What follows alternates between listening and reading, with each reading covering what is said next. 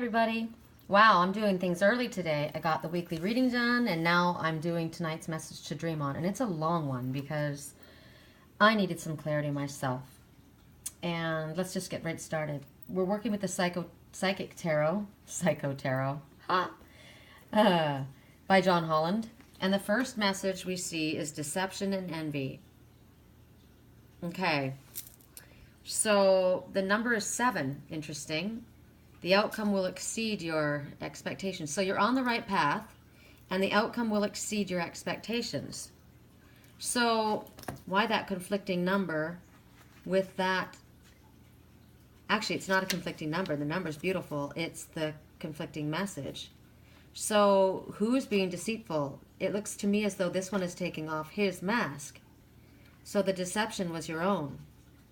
You are either deceiving someone else or you're deceiving yourself, because conditions aren't the way they appear to be. On one hand, you could say, if someone's deceiving you, how well do you know the people around you? Are they telling you what you need to know? In business, make sure you get all the information, and that you're aware of all the facts before you make any decisions, right? Any choices, or continuing to work with people. If this is about work, you know, you've worked hard, so don't let anyone take from you what is yours, what's rightfully yours. At this time, people may be envious of your accomplishments and want what is yours. This message comes when a time of sudden and unexpected changes occur, when plans that you were undertaking didn't turn out the way you envisioned them to. So it's talking about having a plan B, like a fallback strategy, so that you can prevent further problems from, continuing. It's telling you to be prepared, rather be safe than sorry. But to me, that's one message. But the other message is, to me, this guy's taking off his own mask, and he's looking down, so he looks embarrassed. So somebody feels guilty, to me, and they have decided to remove their mask. Funny that the light is shining right there above their head. I feel as though the light has shone on them.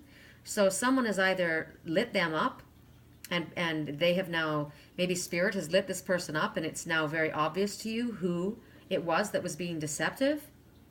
Or this person's crown has been lit up by spirit, by their higher self, and it's touched their heart, and they have chosen to remove their own mask, and they feel ashamed.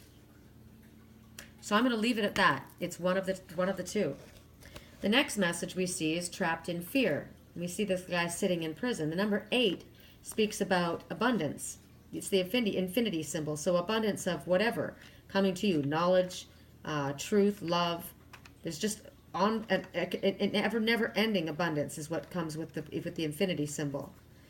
And there could be two situations here as well. There could be somebody who's trapped in a situation and feels that they are unable to move forward. But with the title of it being trapped in fear, it speaks more about being in your own mental prison, that you have trapped yourself in this place, yourself. And if that's the case, then you are capable of getting out of this place. So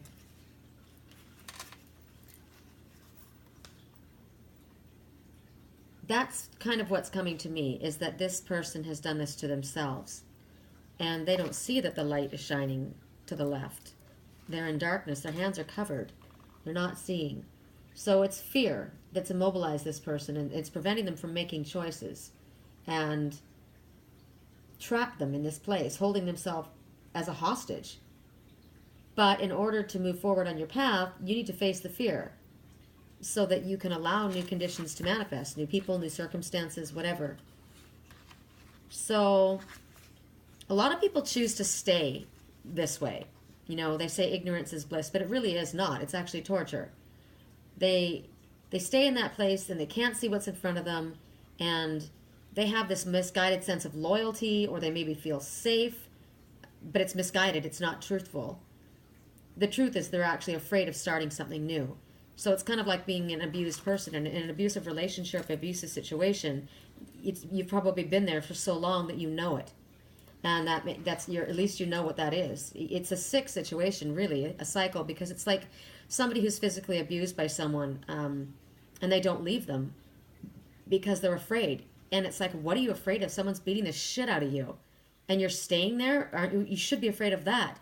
But they know that situation. They don't know what's coming outside. So the fear of the unknown is what keeps them in this place. But you're only going to add to more levels of stress and anxiety, and bring more negative aspects on your body. If you're not being someone that's actually in a physically abusive relationship, it's mental abuse, emotional abuse, and it's going to continue and drain your energy and break you down and take your self-worth and your pride and everything away from you. So at this time, they're telling you, maybe it's a time for you to seek counsel. You don't have to do this by yourself. You've got your team. You actually have all the tools that you possess. We all do. But you're forgetting how strong you are. You can do anything you set your mind to. And this all will end when you use your own mental faculties to cut through the illusions that are showing these limitations to you, that are being caused by emotions that probably you've been carrying around since childhood. So it's your choice to stay trapped in this place. So the next message we have is choose wisely. And now look at this. Oh my God, there's so many choices. What do I do? What do I do? There's like 7 million choices. I always say that. I hate making a decision. Hate making a decision. Why do I have to make a choice? Because this is your life, and you have to make a choice. Nobody else is going to make it for you, right? Spirit doesn't make our choices for us. When people come to me for readings, well, what am I supposed to do? And I'm like, well, this is what's in front of you, but Spirit won't tell you what to do. You have multiple choices in front of you. Where do you want to go? So you see this guy sitting at the end of the pier, right? And he can go in all these directions. I'm looking at these 2 prehistoric birds flying, pterodactyl. That's interesting to me. I wonder if there is a pterodactyl totem. I know that sounds kind of ridiculous. I don't even know how to spell it. Pterodactyl totem. Because we have dragon totems,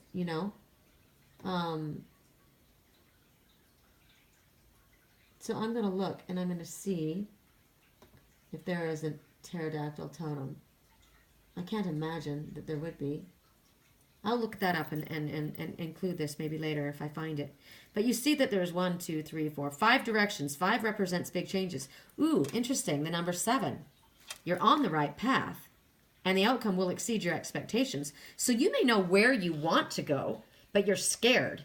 And if you could just get away from your own mental prison, you're on the right path, and it's going to exceed your expectations. So this message comes when you've got a vision or a goal that you're trying to achieve, but you've got too many choices, or the energies are scattered all over the place, or you've got unrealistic expectations, and they're preventing you from achieving what it is that you want. So you're being pie in the sky, ridiculous. Spirit says shoot for the moon, expect more for yourself, not less. But you do need to be realistic. There's a lot of opportunities in front of you, but there is a decision that you need to make, and you're the one that has to make it. What's interesting is look at the hands. They're all kind of similar. There's not really a lot of definition between the hands. So they may all have a type of influence or all have their own sense of power, but in reality, you're the one that's in control and responsible for any choice that you make. You can choose to stay seated and do nothing and hope that things work out for you by destiny or by fate. But destiny is you taking control. So they're asking you to sit down where that guy's at then and think and analyze and look at the different possibilities. Don't overanalyze. My God, don't overanalyze. Don't be hasty, but don't overanalyze. Don't be pressured. Don't be influenced by other people who have no clue, no experience, and no education in the situation or the area of your choice, right? You may be asking the wrong people. You may be asking people that aren't aligned with you, who don't have the same vision as you. So that's not what you want to do. And if there's nobody in your crew that has the same mindset or the same vision as you, you don't ask any of them. And you don't take any information from them. You take information from your higher self and spirit only.